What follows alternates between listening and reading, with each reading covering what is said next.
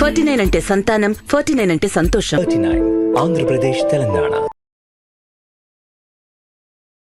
నమస్కారం, welcome to Suman TV. నేను గీతాంజలి. మహాకుంభమేళ ప్రయాగ్రాజ్లో జనవరి 13 నుంచి ప్రారంభిస్తే ఫిబ్రవరి 26వ తారీఖు వరకు అత్యద్భుతంగా జరగబోతుందనేది మనం వార్తలను బట్టి, ఇప్పుడు వస్తున్న ఇన్ఫర్మేషన్ బట్టి తెలుసుకుంటున్నాం. ఇది నిజంగానే మహాకుంభమేళానా? 144 సంవత్సరాలకు ఒకసారి వచ్చేటువంటి ఈ కుంభమేళాలో అందరూ ఖచ్చితంగా స్నానం ఆచరించండి, వెళ్ళండి, పాల్గొనండి అంటూ చెప్తున్నటువంటి మాటలు ఎంతవరకు నిజం? ప్రత్యేకించి సామాన్య భక్తులుగా, సామాన్య ప్రజలుగా మనందరం ఈ కుంభమేళాకు వెళ్ళి తీరాల్సిందేనా? వెళ్ళాలి అనుకుంటే గనక ముఖ్యమైన రోజులంటూ ఏవైనా ఉన్నాయా? అలాగే అఘోరాలు, నాగసాధువులు ఎక్కువగా వస్తూ ఉంటారు. వాళ్ళ ఆశీర్వాదాలు తీసుకోవటం, వాళ్ళని కలవటం కూడా ఒక అదృష్టమే అని చెప్తూ ఉన్నారు. ఇన్ని కోట్ల మందిలో మనం అసలు ఎలా వెళ్ళగలం? వెళ్ళేటువంటి మార్గాలు ఏంటి? ఎప్పుడెప్పుడు వెళ్ళాలి? ఈ వివరాలన్నీ ఈ వీడియోలో తెలియజేస్తాను. అయితే వివరించేందుకు ప్రస్తుతం మనతో పాటు ఉన్నారు ప్రముఖ జ్యోతిషులు బ్రహ్మశ్రీ నందిభట్ల శ్రీహరి శర్మ గురువు గారు. వారితో మాట్లాడదాం. గురుగారు నమస్కారం అండి. వాగర్థావివ సంపృక్తౌ వాగర్థ ప్రతిపత్తయే జగతః పితరౌ వందే పార్వతీ పరమేశ్వరౌ. సదాశివ సమారంభాం శంకరాచార్య మధ్యమాం అస్మదాచార్య పర్యంతం వందే గురు పరంపరాం. ఆదిత్యాయ చ సోమాయ మంగళాయ బుధాయ చ గురు శుక్ర శనిభ్యశ్చ రాహవే కేతవే నమః. శృంగేరి జగద్గురు పీఠాధిపతులకి, కంచి పీఠాధిపతులకి నమస్కారములు తెలియజేసుకుంటూ కార్యక్రమాన్ని ప్రారంభిద్దాం. గురుగారు, మహాకుంభమేళ ముందుగా నాకు ఒక క్లారిటీ కావాలి. 144 సంవత్సరాలకు ఒకసారి వచ్చేటువంటి కుంభమేళానా ఇది?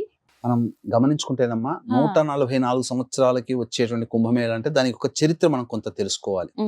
మన ఈ దక్షిణాది ప్రాంతంలో పుష్కరాలకి చాలా ప్రాధాన్యత ఉంటుంది. 12 ఏళ్ళకి గురుడు ఒక్కొక్క రాశిలో సంచారం చేస్తుండగా పవిత్రత వస్తుంది కాబట్టి మొదటి 12 రోజులు పుష్కర స్నానాలు చేస్తారు. నార్త్ సైడ్ వాళ్ళు కుంభమేళాని, మనం పుష్కర స్నానము, పుష్కరం ఎలా అయితే గొప్పగా అనుకుంటామో, నార్త్ సైడ్ కుంభమేళాని ఆ విధంగా చూస్తారు. అంటే దీంట్లో కుంభమేళ, అర్ధ కుంభమేళ, మహాకుంభమేళ అనేటువంటివి 3 ఉంటాయి. అందులో మనం గనక గమనించుకున్నట్లయితే దీనికి సముద్ర మథనము, క్షీరసాగర మథనం అమృతం కోసం జరిగినప్పుడు ధన్వంతరి అమృత కలశాన్ని పట్టుకొని ఉద్భవించాడు.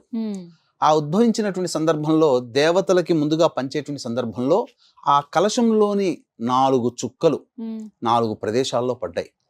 ఒకటి ప్రయాగ, ఇంకొకటి హరిద్వార్, 3 నాసిక్, 4 ఈ యొక్క మధ్యప్రదేశ్ లో ఉన్నటువంటి ఉజ్జయిని, క్షిప్రా నది అది, హరిద్వార్ లో గంగా, నాసిక్ లో గోదావరి, ఇక్కడ త్రివేణి సంగమం గంగా, యమున, సరస్వతి ప్రయాగలో. 2019లో అర్ధ కుంభమేళా జరిగింది.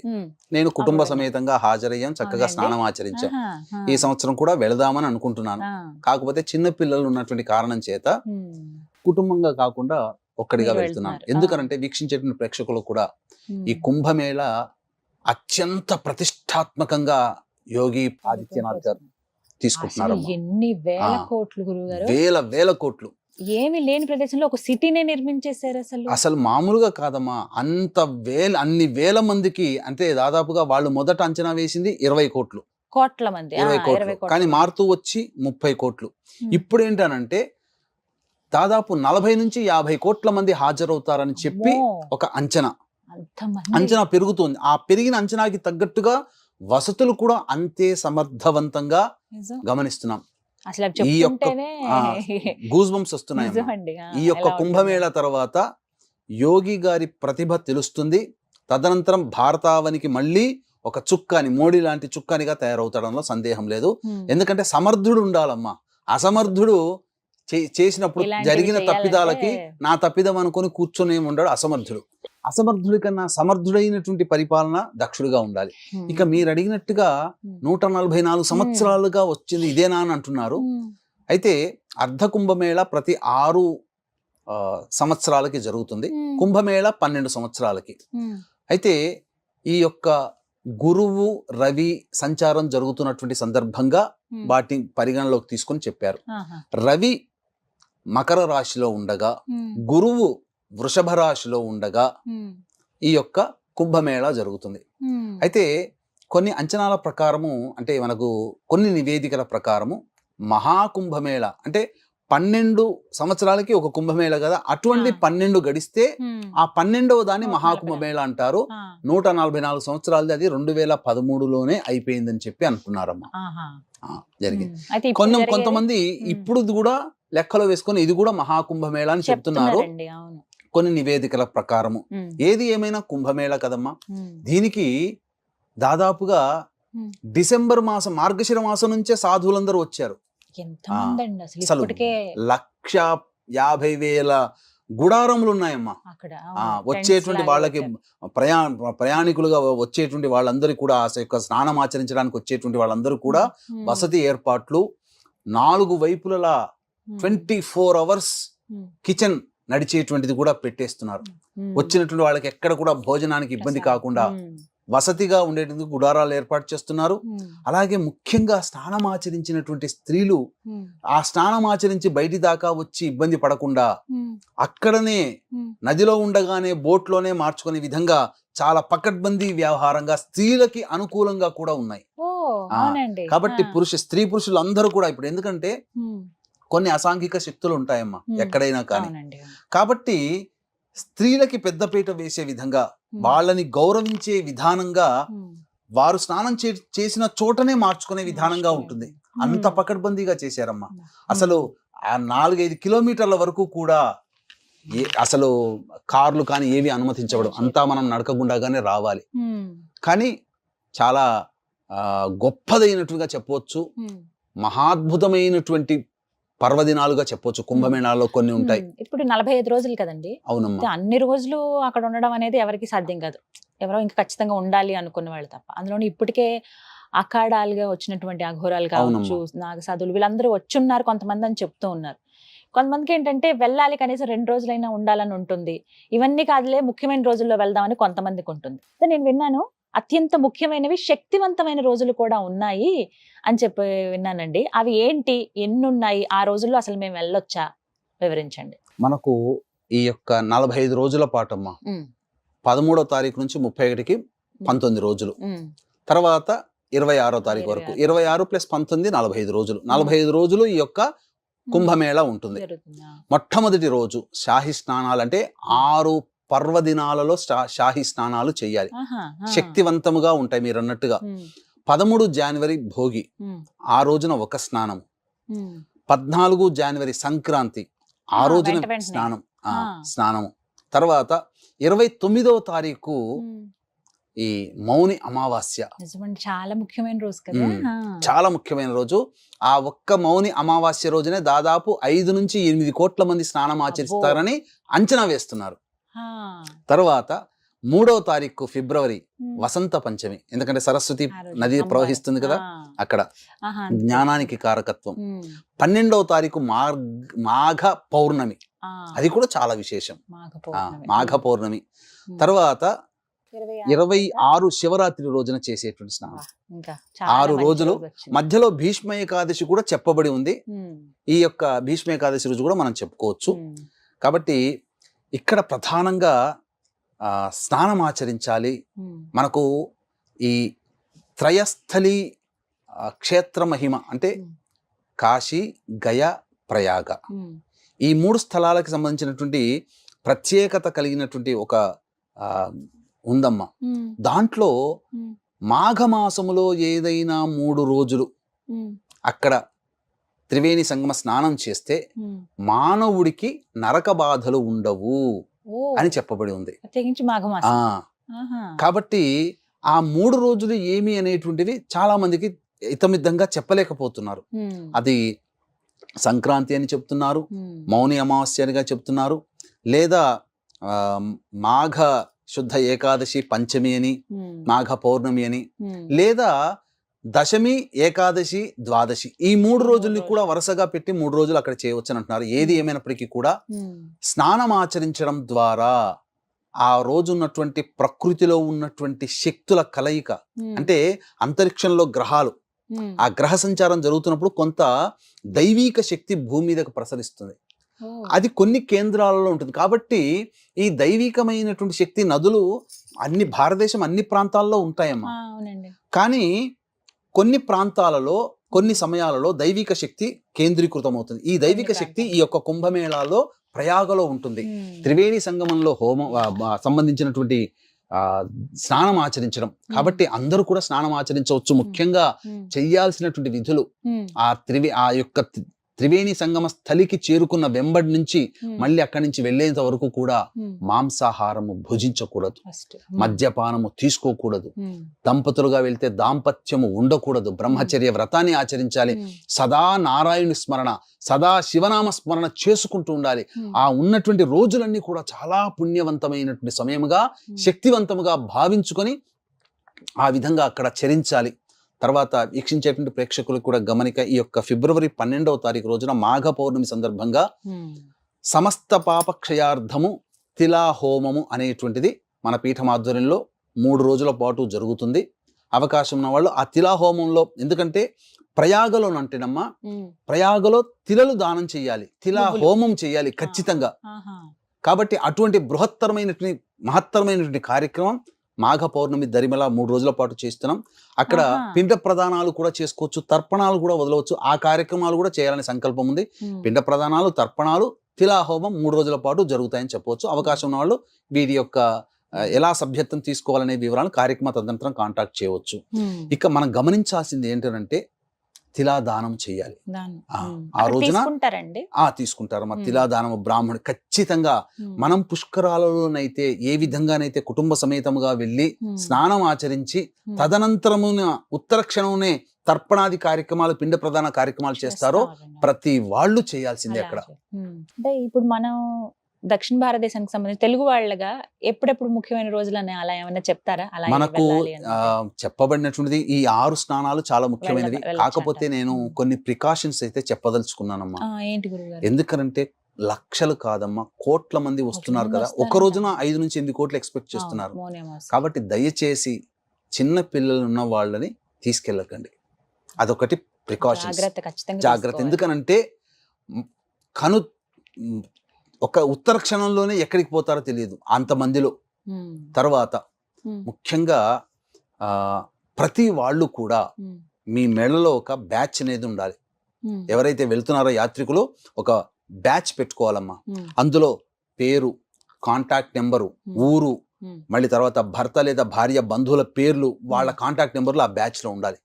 ఎక్కడ తప్పిపోయినా వాళ్ళందరూ దీని ద్వారా తెలుసుకోవచ్చు.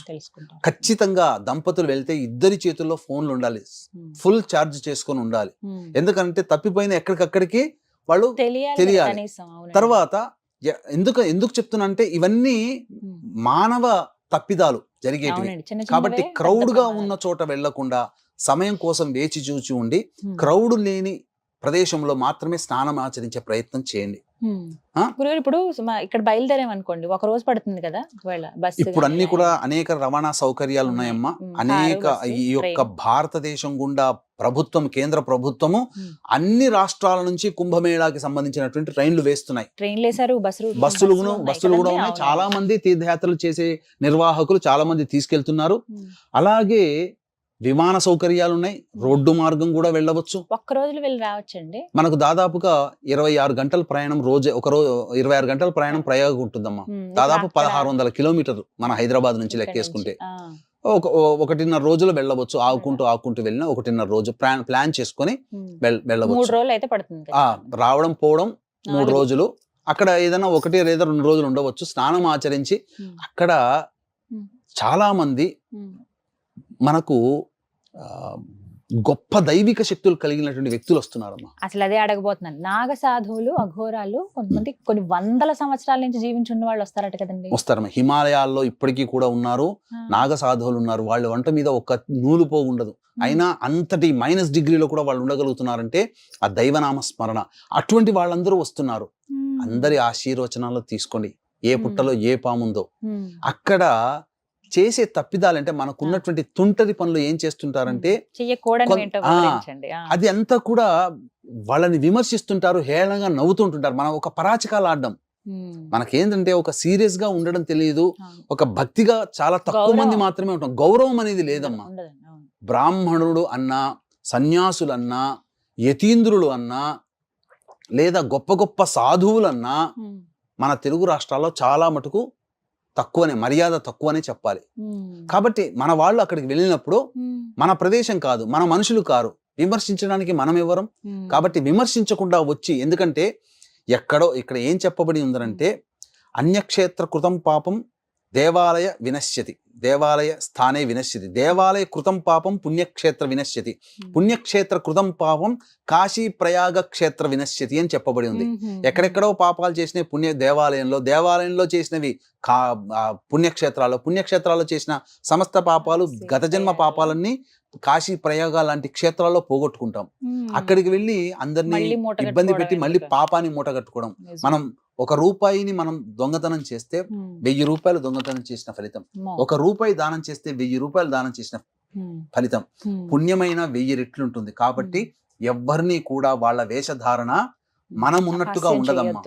కాబట్టి మనలో ఒక రకమైనటువంటి జుగుప్స రావచ్చు, అది మన సహజ మనస్సుది. కానీ అలా పెట్టుకోకూడదనే చెప్తున్నాను. వాళ్ళ విధానానికి ఆ విధంగా వాళ్ళు ఉన్నారు. వాళ్ళు ఎవరిని ఏమి చేయరు.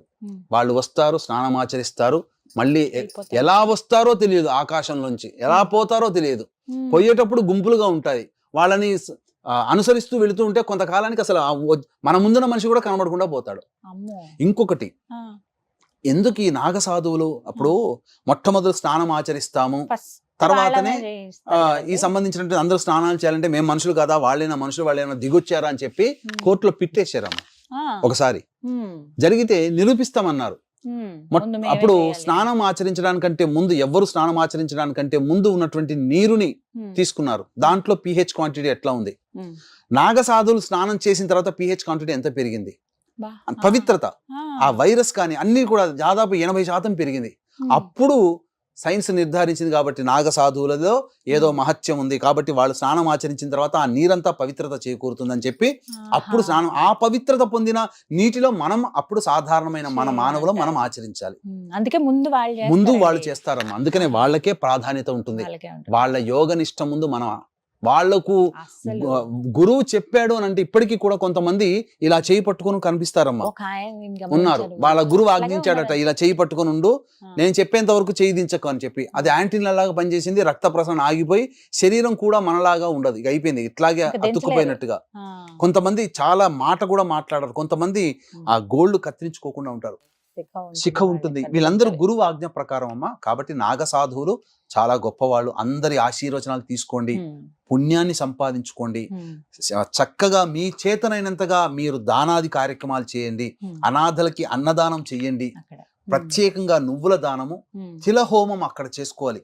ఆ యొక్క కుంభమేళ సందర్భంగా అవకాశం ఉంటే అక్కడ పిండ ప్రధాన కార్యక్రమం చేసుకోండి. ఇప్పుడు చాలా మంది, కోట్ల మంది వస్తున్నారు కాబట్టి వాళ్ళందరూ వెళ్ళలేకపోతారు, వాళ్ళందరూ చేయలేకపోతారు. అటువంటి వాళ్ళ తరపునే మనం బ్రాహ్మణులను కర్తగా పెట్టి పిండ ప్రధాన కార్యక్రమాలు చేస్తున్నాం, తర్పణాది కార్యక్రమాలు చేస్తున్నాం. అలాగే సమస్త పాపక్షయార్థం తిలా హోమాలు చేస్తున్నాం. ఇప్పుడు అలాంటి వాళ్ళు వెళ్ళాలంటే సాధారణ ప్రజలండి, వెళ్ళి ఖచ్చితంగా అక్కడ చేయాల్సింది ఏంటో వివరించండి. అంటే వెళ్ళి ఏమైనా నామస్మరణతో స్నానం ఆచరించాలా, స్నానం ఆచరించిన వెంటనే ఇంకేమైనా పూజలు ఏమైనా చేయాలా, అలాంటివి ఏమైనా ఉంటాయండి? చాలా మంది ఎంతో ఉత్సాహంతో పుష్కరాల్లోకి వెళ్ళినట్టుగా మన తెలుగు వాళ్ళకి చాలా ఉత్సాహం ఉంటుంది. వాళ్ళ భక్తి చాలా గొప్ప. మన తెలుగు వాళ్ళు చాలా గొప్ప వాళ్ళని చెప్పవచ్చు. భక్తి తత్పరతలు ఎక్కువగా ఉంటాయి. అయితే అక్కడికి వెళ్ళినప్పుడు అవకాశం ఉంటే అక్కడి అక్కడ లోకల్ గా ఉండేటువంటి పండిట్ల యొక్క సహాయ సహకారాలు తీసుకొని స్నానం ఆచరించేటప్పుడు ఆ స్నాన సంకల్పం చెప్పించుకొని స్నానం చేయండి. దంపతులుగా వెళ్ళారనుకోండి, వేణి స్నానం అంటారు. అంటే తన భర్త తన చేతుల మీదుగా 3 చోట్ల కత్తెరలు తీసి ఆ యొక్క నీటిలో వేస్తాడు. మీకు ఎక్కడైనా కానీ వెంట్రుకలు ఏ నీటిలో వేసినా తేలుతాయి, అక్కడ వేస్తే మునిగిపోతాయి. వేణి స్నానం అది ఆ యొక్క ప్రయాగ క్షేత్రంలో ఉన్నటువంటిది. అక్కడమ్మా ఒకటి ఉంటుంది, వాళ్ళు సంకల్పం చెప్పి స్నానం ఆచరిస్తారు. సమస్తమైనటువంటి రహస్యకృత, జ్ఞానకృత, అజ్ఞానకృత, మనం ఎవరికి చెప్పుకోలేని పాపములు కొన్ని చేసి ఉంటాం కదా, అటువంటి దోషాలు తొలగిపోవడానికి కూడా సంకల్పం చెప్పుకొని స్నానం ఆచరిస్తే ఖచ్చితంగా ఆ దోషం తొలగిపోతుంది. ఇప్పుడు చాలా మందికి అంటే తెలుగు తెలియదు. లాంగ్వేజ్ ప్రాబ్లం ఉంటది గురువు గారు, ఎలా మరి అక్కడ అక్కడ local మన తెలుగు వాళ్ళు వాళ్ళంటే? కూడా ఉంటారమ్మా, ఉంటారా? ఏమి ఇబ్బంది పడాల్సింది లేదు. ఆ, మాఘమాసంలో పౌర్ణమి దరిమల 3 రోజులైతే నేను ఉంటాను అక్కడ. అవునా? Okay. ఆ. అంటే ఏమని అడగాలండి ఒకవేళ అక్కడ అక్కడ ఎవరైనా ఉంటారు, అయితే అక్కడ పండితులు ఉంటారు, వెంబడి అక్కడ స్నానం ఆచరించే విధానంగా ఉంటుంది, వేణి స్నానం ఉంటుంది, సంకల్పం పిండ చెప్పడం. ప్రదానాలు చేసేది వాళ్ళు ఉంటారు, తర్పణాలు చేసేది ఉంటారు, ఉమ్. అవన్నీ చేయించవచ్చు, అవన్నీ ఉమ్. చేసుకోవచ్చు. ఉమ్. ముఖ్యంగా వీలైతే మీ ఇంటి పురోహితుడిని బ్రహ్మగారిని తీసుకుని వెళ్ళండి, ఆయన అక్కడ కూడా మీకు దగ్గరుండి చక్కగా చేస్తారు, ఎవరితో అవసరం లేదు. ఉమ్. లేదు మాకెవరు లేరన్నప్పుడు మీరు సొంతంగా వెళ్ళినప్పుడు చేయండి. ఉమ్. వీలైతే దంపతి సమేతంగా వెళ్ళండి. ఉమ్. లేదు అని అంటే ఇద్దరిని పక్షం. భర్త వెళ్ళినా అందులో చేసే పుణ్యంలో భార్యకు సగం వస్తుంది, ఉమ్. అదేమి ఇబ్బంది లేదు. కానీ ఖచ్చితంగా అక్కడికి వెళ్ళిన తర్వాత తీర్థ విధి స్నానమును ఆచరించాల్సిందే, ఉమ్. దానాది కార్యక్రమంలో చేయాల్సిందే. ఉమ్. తర్వాత పిండ ప్రదానం, తండ్రి లేకపోతే పిండ ప్రదానం, తల్లి లేకపోయినా పిండ ప్రదానం చేయాల్సిందే, ఉమ్. తర్పణాలు వదలాల్సిందే. ఇవి తీర్థ స్నాన అందరూ చేయాలి. కృత్యములు. ఉమ్. చాలా మంది ఉమ్. అక్కడ ఆ స్నానం ఆచరించేటప్పుడు ఉమ్మి వేయడం కానీ, ఆ.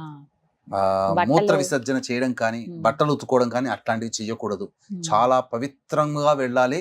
అసలు స్నానం ఆచరించడానికి చేసే విధానము తీర్థక్షేత్రాలు ఎలా ఉంటుందంటేనమ్మా, ఉమ్. చాలా మంది తెలియక పొద్దునే లేచి మొహం కడుక్కొని ఇంత టీ తాగేసేసి వెళ్ళిపోయి స్నానాలు చేస్తుంటారు. ఉమ్. కానీ గంగా మహాతల్లి, యమునా తల్లి, ఉమ్. సరస్వతి అంతర్వాహిని, ఏ తీర్థక్షేత్రానికి వెళ్ళినా మొట్టమొదలు మనము కాలకృత్యాదులన్నీ తీర్చుకొని మలమూత్ర విసర్జన దంతధావన అన్ని చక్కగా చేసుకొని ఉమ్. స్నానము చేసి వెళ్ళాలి. పొడి బట్టలు కట్టుకొని ఆహా. అప్పుడు మళ్ళీ స్నానానికి వెళ్ళాలి. ఆ. అంతే తప్ప నిద్ర లేచి మొహం కడుక్కొని స్నానం మన ఇంట్లో స్నానం చేసినట్టుగా స్నానం చేయకూడదు, ఆ స్నాన ఫలితము రాదు. ఉమ్. కాబట్టి యథావిధిగా ఉమ్. చక్కగా మనం ఎక్కడైతే బస చేసి ఉంటామో అక్కడ స్నానం ఆచరించి శుచితో మళ్ళీ స్నానం చేయాలి. ఉమ్.